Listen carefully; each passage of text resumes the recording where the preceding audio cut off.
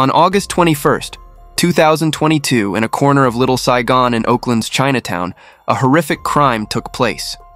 The surveillance camera of a store across the street inadvertently captured the entire incident. The footage showed a black Mercedes that had just stopped, and seconds later, a white Lexus pulled up closely on its left side.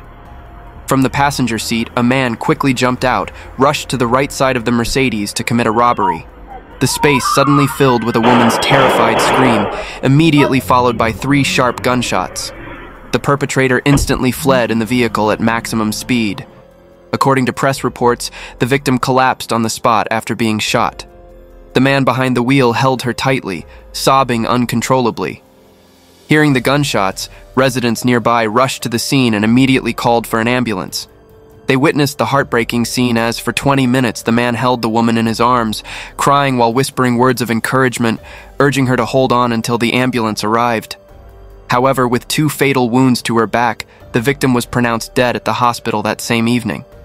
The video of the crime quickly spread throughout the local community. When the press dug deeper, residents learned that the victim was a Chinese-American woman. Questions immediately arose. Was this just a random robbery and shooting, or was it a hate crime targeting the Chinese community? In a short time, the victim's tragic fate deeply shocked the Chinese community in Oakland. The victim was Dr. Lili, born in Shanghai in 1962, who was 61 years old when the crime occurred. She was a successful and well-known dentist in the area, owning her own dental practice. Lili's life embodied the image of first-generation immigrants with their spirit of diligence and perseverance. She graduated from Shanghai's Second Medical University, now the Medical College of Jiao Tong University. In 1985, at the age of 23, Lili graduated from the Department of Dentistry and began her career at Shanghai's 9th Hospital as a dentist. Lili had a stable career and happy family life in China. However, with aspirations to go further, in the mid-90s, she decided to come to the United States with her husband to study. By then, Lili was 32 years old with a young son. The 3 of them had to start over in a completely unfamiliar environment. During this time, the couple had to both study and work while caring for their young child. If they had persevered on this path, perhaps with their diligence, they could have gradually built a bright future. However, it seems her husband couldn't see the light ahead or couldn't endure the unsettled life in a foreign country. Eventually, he decided to return to China to develop his career, and their marriage ended as a result. Her husband's departure left Lili in a difficult situation both emotionally and financially.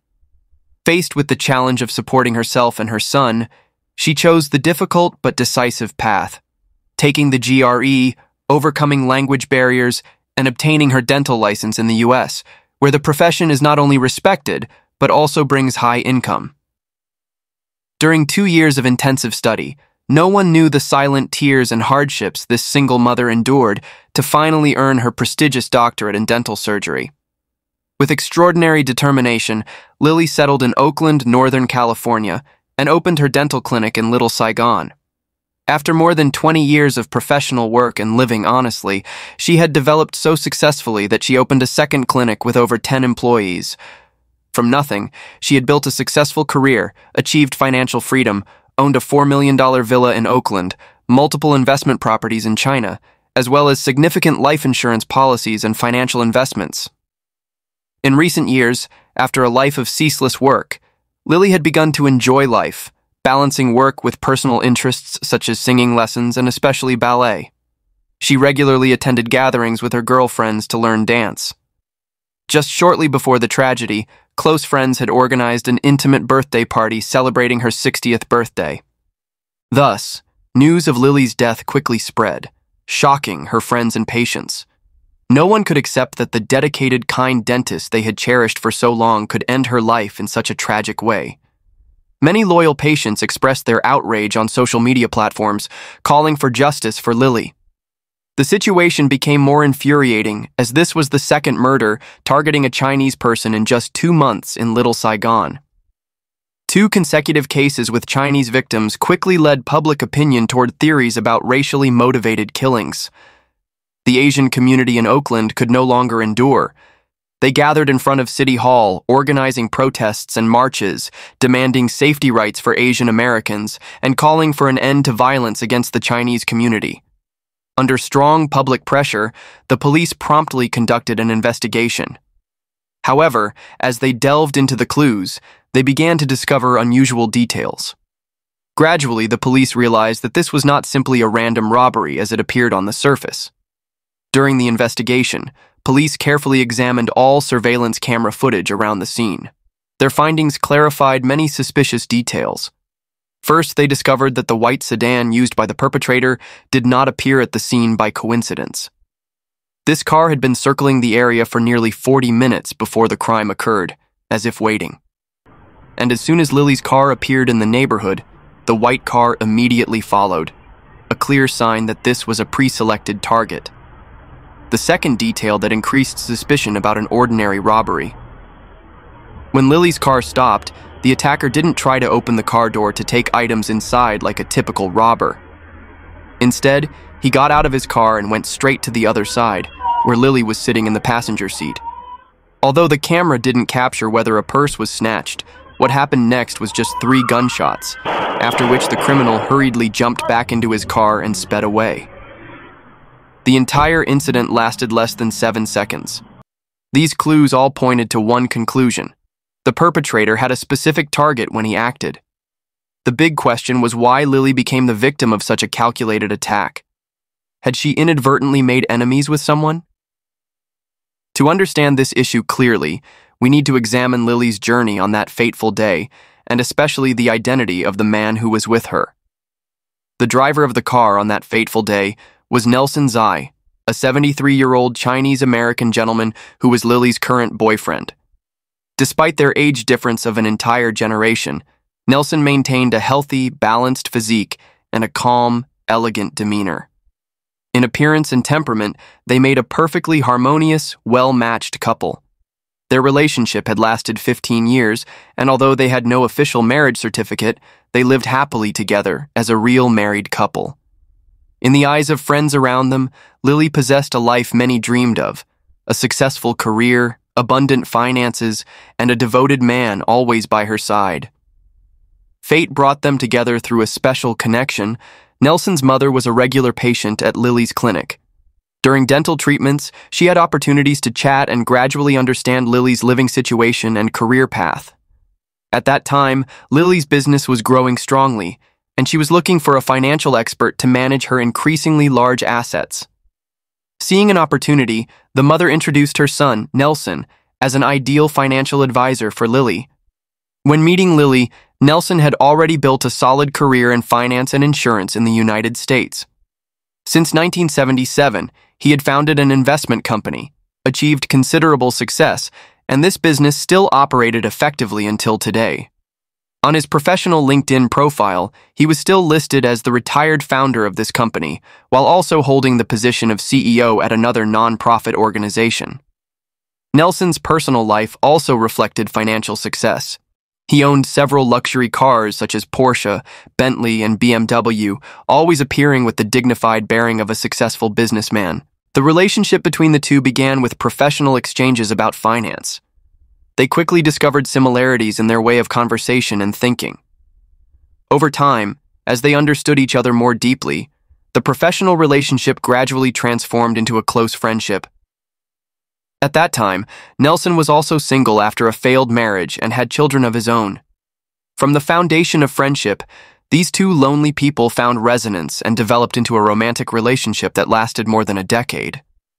They also shared common passions for art.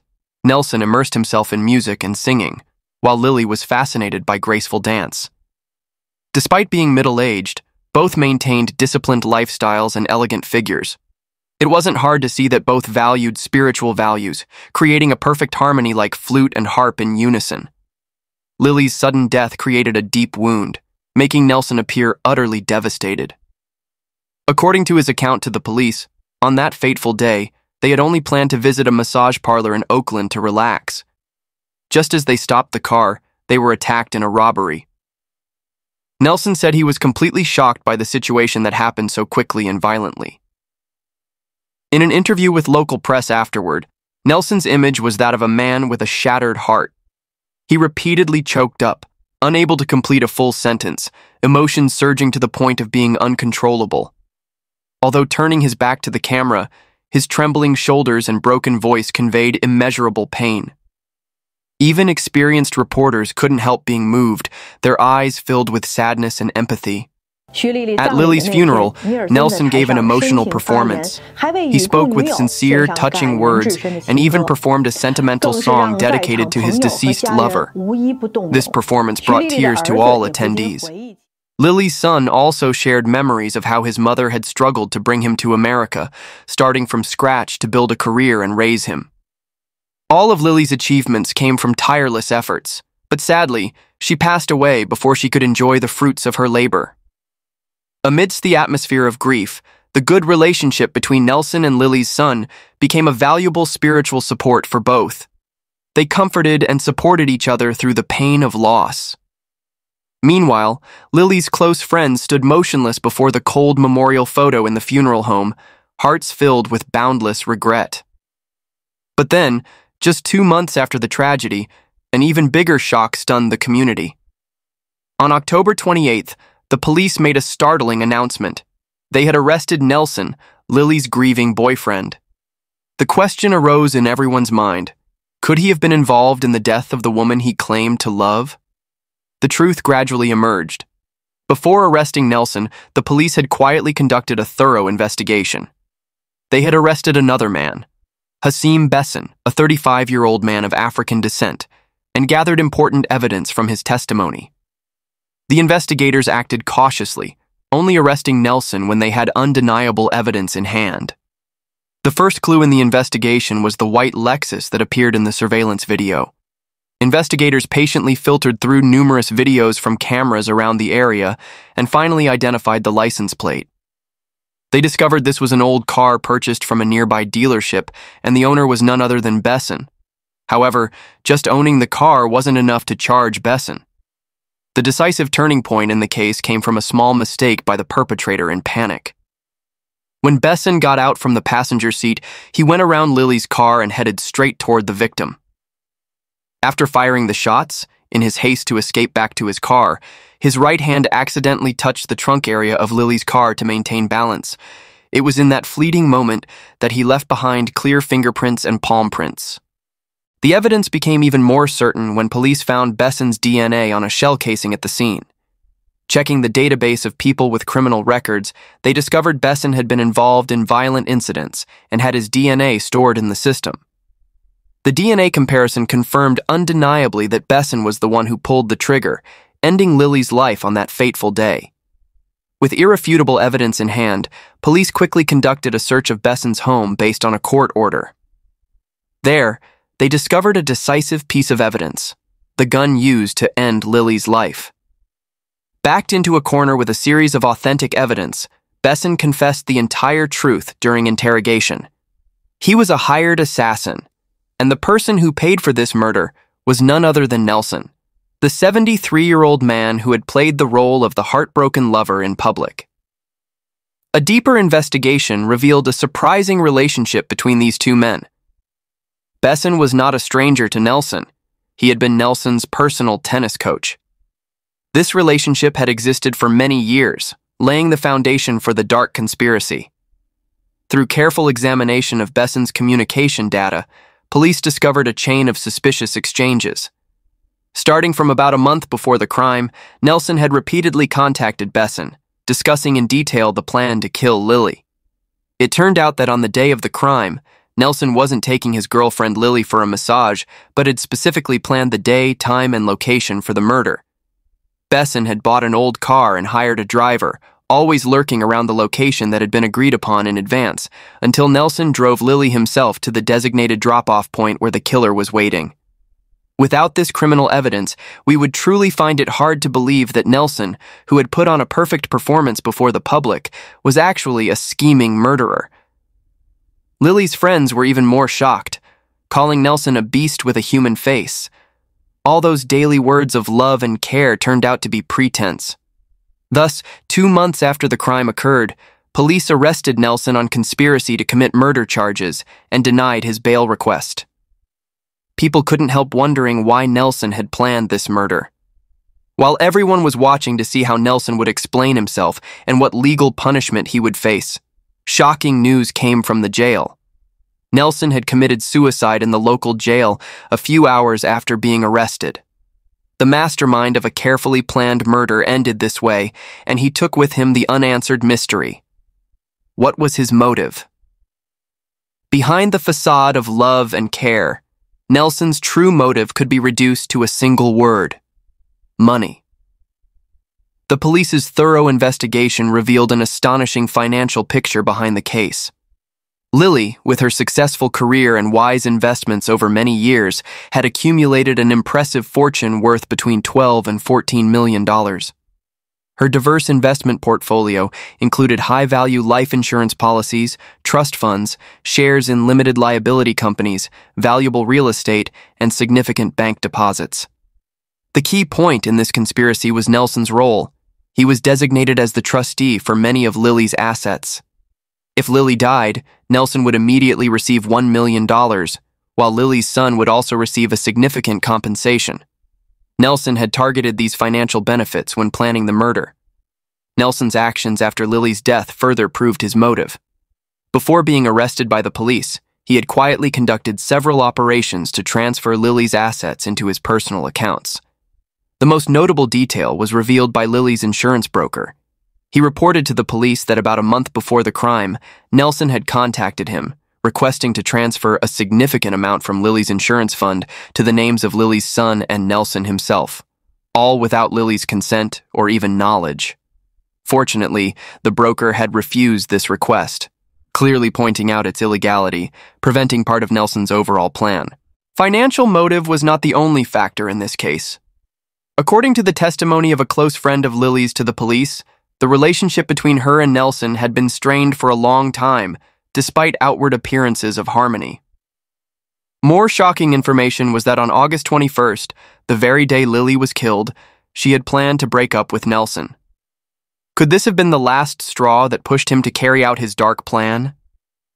This friend could not say for certain, but Lili's decision to end the relationship may have made Nelson determined to act before it was too late. The question about Nelson's true nature puzzled many. From the outside, he was the model of success, a wealthy businessman belonging to the upper middle class, financially abundant with a solid social status.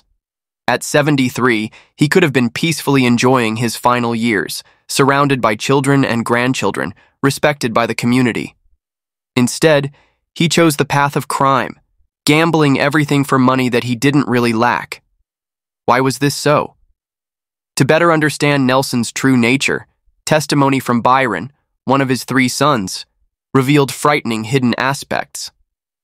In an interview with the media after the case was exposed, Byron decided to share a completely different side of the man he refused to call father. The term, "this man," instead of "my father," reflected the great distance between them. Byron had long cut off all family ties with Nelson, even changing his surname to avoid any connection. According to Byron, Nelson's entire life resembled an elaborately staged play, in which he was both director and lead actor. He had an amazing ability to control and manipulate those around him to serve his personal purposes. When asked about his feelings after hearing about his father's suicide, Byron expressed a reaction that surprised many. He felt neither sadness nor regret. In a calm tone, he shared, "For me, it feels like a plague god who has followed me all my life suddenly disappeared. I even feel like a huge burden has been lifted." This confession reflected their deeply damaged father-son relationship. Byron continued to reveal a violent childhood under Nelson's shadow. One of the most haunting memories was when he was in 6th grade. Just for talking on the phone with a high school girlfriend, Nelson flew into a rage, grabbed the phone, and threw it directly at his son's face. The blow broke Byron's nose, blood pouring down. When his mother intervened, instead of stopping, Nelson pushed her down the stairs. In the family space, he wasn't a loving father, but a violent bully who dominated everyone with fear. Byron further outlined Nelson's deeply narcissistic personality. Throughout his marriage to Byron's mother, Nelson made no secret of his extramarital affairs, even displaying blatant disrespect for the family. What particularly infuriated Byron was that during family trips with his two sons, Nelson openly brought his lover along without hiding or feeling remorse. This action not only violated the sanctity of family, but also left deep psychological scars on the children, distorting their perceptions of love, fidelity, and healthy relationships. Looking back at Nelson's tearful and emotional performances in interviews after Lili's death, Byron identified them as clear manifestations of an extremely narcissistic and arrogant personality. He had overacted, creating a fake image of ultimate grief to deceive the public and cover up his crime. The obsession with self-expression was also reflected in recent years when Nelson actively pursued music, not only attending singing classes, but also establishing a non-profit music organization. The culmination of this insensitivity and arrogance was that just 1 week before his arrest, he organized a memorial concert for Lili with ticket prices ranging from $50 to $200. Many close friends of Lili attended with feelings of remembrance for the deceased, only to discover it was completely a stage for Nelson to show off himself. According to memories of Lili's close friends after getting to know Nelson, her personality changed significantly. Her preferences and choices seemed to be mainly to please her partner, gradually losing her sense of self. But what the specific situation was, we cannot know. At the same time, Byron described his father as someone with antisocial tendencies and without compassion. He enjoyed watching people or animals being abused in films or in real life. But it cannot be denied that his father had made money by opening a company. In business, he seemed to become a different person, a charismatic entrepreneur, skilled in conversation, persuasive, and very good at building relationships. Byron said his father loved money and needed it, which is why he hired the assassin. If someone lacks compassion or control, they may have many behaviors without moral limits. His downfall stemmed from bottomless greed. Combining all these elements, it's not hard to see that beyond his greed for money, perhaps his girlfriend's proposal to break up was also the final straw. This meant he would lose a wealthy woman, which certainly denied his appeal to women, perhaps touching a violent button inside Nelson. And finally, Nelson's choice to end his own life was also based on his personality defect. He could not accept fair legal judgment, as it would make him unable to hold his head up for the rest of his life. If Nelson had not committed suicide, what awaited him and the hired assassin Besson would have been charges on multiple counts, including murder for economic benefit, premeditated murder, and use of firearms in special circumstances. Either of them could have faced the death penalty or life imprisonment without the possibility of release. Next will be the second case. The historic Hurricane Harvey that devastated Houston left severe consequences, disrupting the lives of residents throughout the city, including many Vietnamese immigrants living there.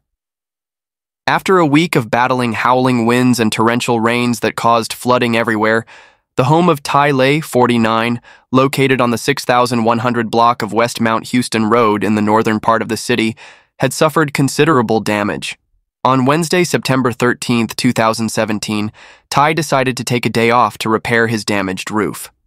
By noon, after completing the work and cleaning up, he visited a friend's house. Around 6 to 7 p.m., his brother Phat Le, also known as Le Van Phat, dropped off his two daughters, 11-year-old Linh Le and 9-year-old Nhi Le, at Tai's house. Not finding his brother home, Phat left his daughters with Tai's niece to look after them and drove away. By 8 p.m., Phat still hadn't returned to pick up his children. Tai repeatedly called his brother, but no one answered. Calls to Phat's wife also went unanswered. Worried, Tai, his wife, and their aunt decided to go to Phat's house to check on him. They simply thought that Phat and his wife might be arguing, never imagining that this would become their family's most painful day in America. Phat's house was about a 20-minute drive from his brother's.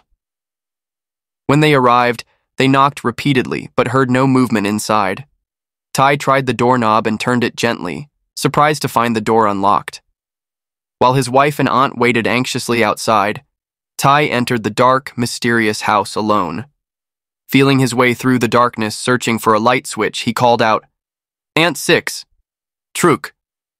Aunt Six being Dep Nguyen, Phat's mother-in-law, and Truk, the familiar nickname for his brother's wife, officially named Than Nguyen. After several louder calls, only silence answered. Tai began checking each space in the house, a living room, a kitchen, and 2 bedrooms, but found no one. When he reached the last room, Dep Nguyen's private room, he stood at the door looking around and didn't see her inside. He was about to turn and leave when he glimpsed something unusual. A thin blanket rolled up lying next to Dep's bed. He entered the room, intending to pick up the blanket and place it back on the bed, but when his hand touched it, he was startled to feel something hard inside. Upon careful examination, he was shocked to recognize the shape of a human head. A flash of horrifying thoughts crossed his mind. Something terrible had happened. Someone had harmed Dep.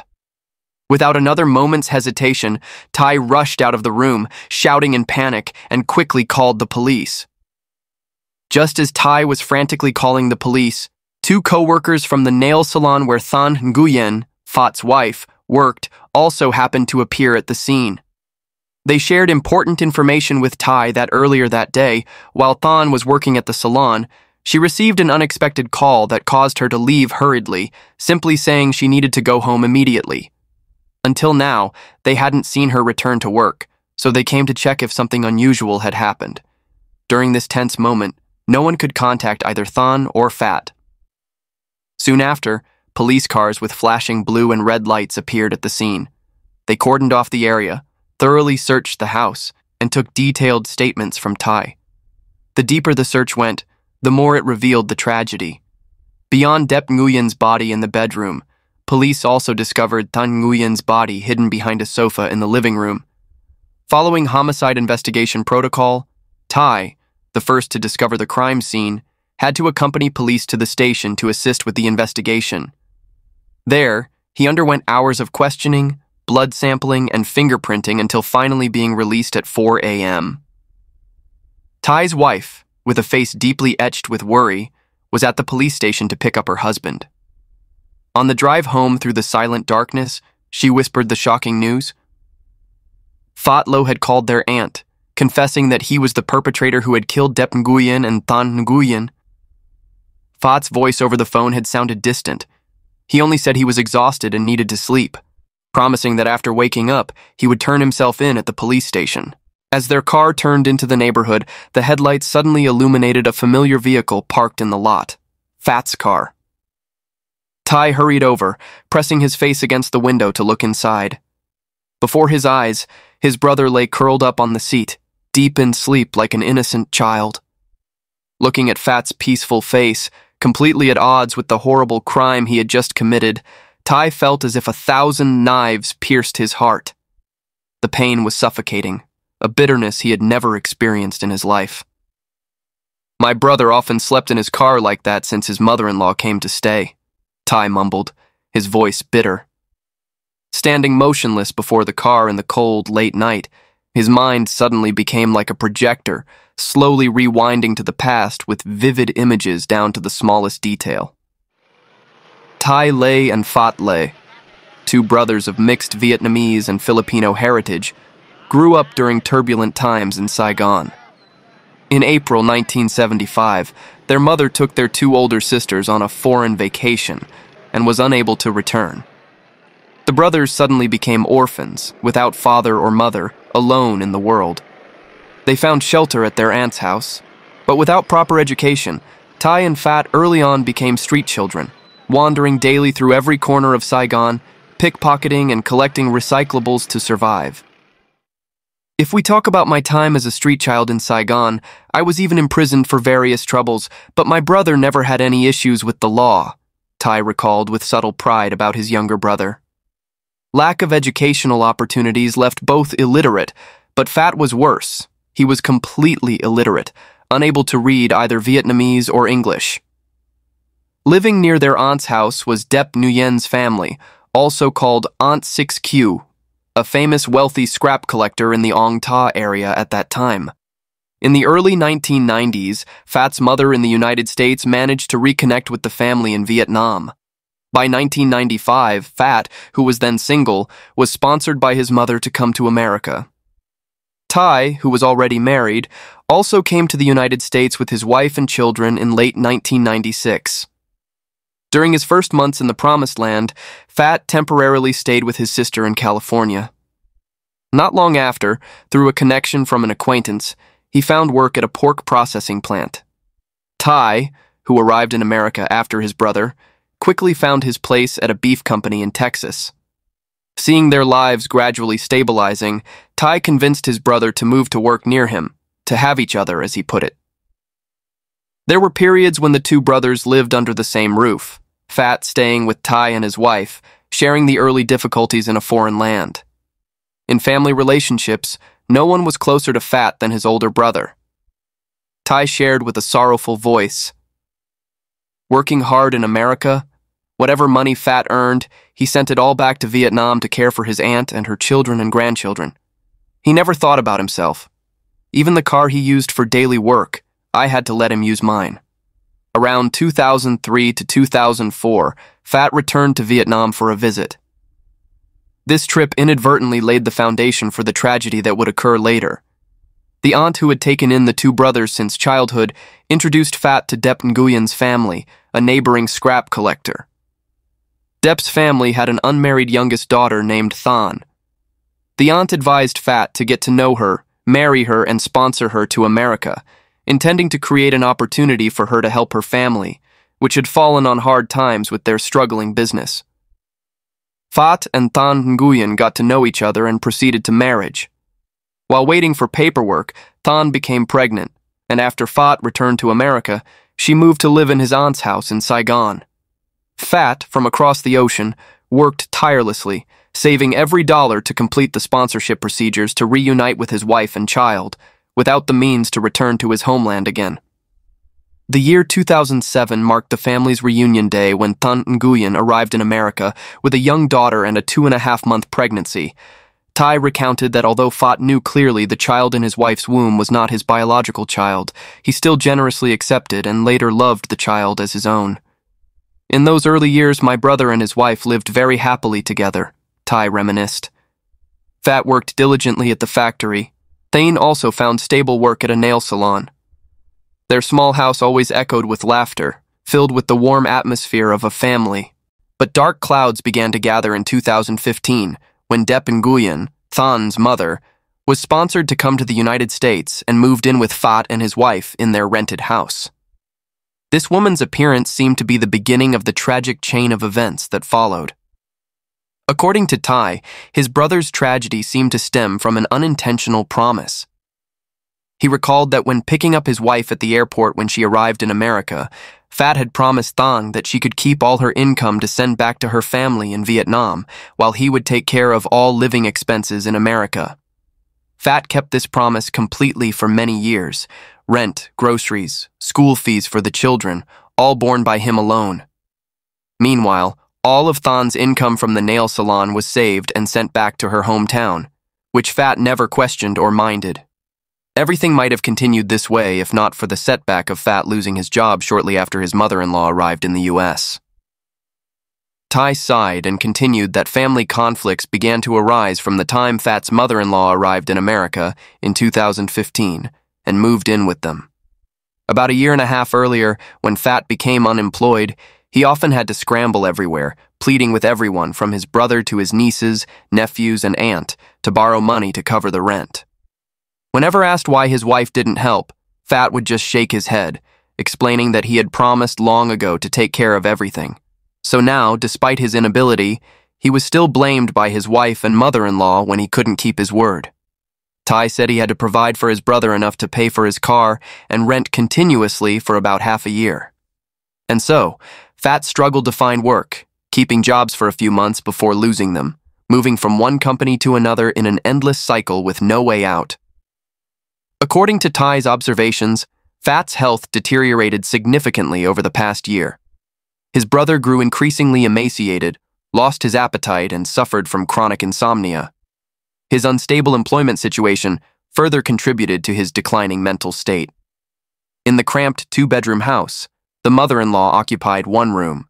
Fat's wife and children stayed in the other, while he had to sleep on the living room sofa overnight. But even that small space wasn't peaceful, as his mother-in-law constantly took over the living room, keeping the TV on loudly day and night despite Fat's objections.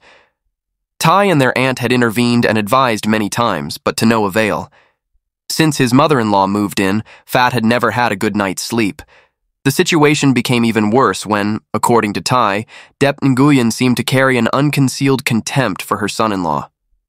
Perhaps knowing Fat's past, a street child who once had to pickpocket and collect recyclables to survive, coupled with his precarious present with constant unemployment, she didn't hesitate to show her disdain. Ty recalled with bitterness when Fat came to his house to confide that his mother-in-law had publicly humiliated him. "It's lucky you came back from America to marry my daughter, because if you were in Vietnam, you wouldn't even be worthy to carry her shoes." The tense relationship reached its peak in late 2016 when Thanh Nguyen decided to file for legal separation. The situation became irreparable when one day, Fat accidentally overheard a conversation between his mother-in-law and his wife. Dep, with a calculating tone, was instigating her daughter. "Leave him. I heard people say here in America, when you have children and get divorced, if he works, you'll receive child support. Every month for 2 kids, that's hundreds of dollars. You can take that money and send it back to Vietnam to take care of the house. Which is better?"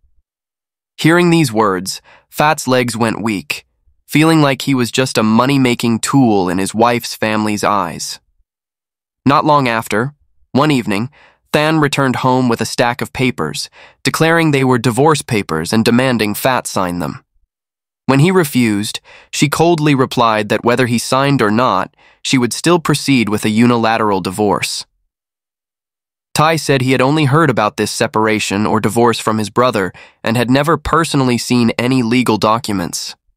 He added sadly, "Fat was completely illiterate, so when his wife presented any document, my brother couldn't know what the content really was.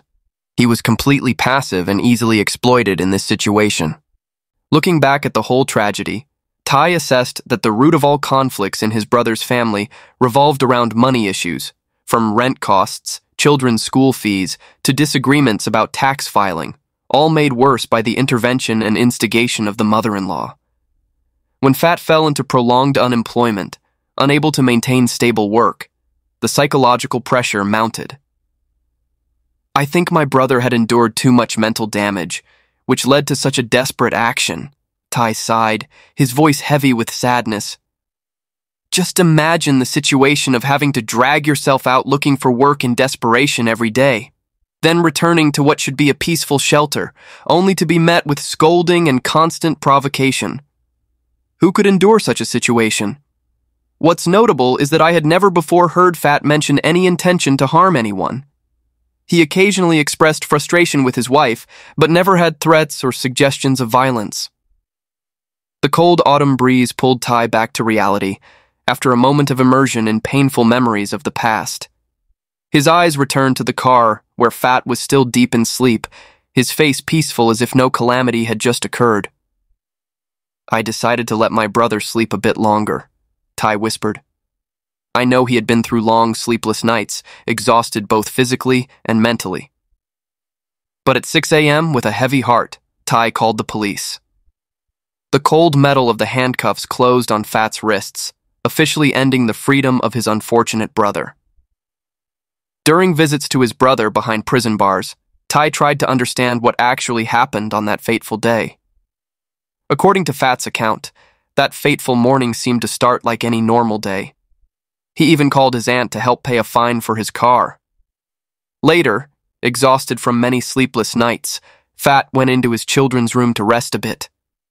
But the peace didn't last long as his mother-in-law began repeatedly banging on the door with a pestle, continuously uttering vicious words. "Why don't you just die?"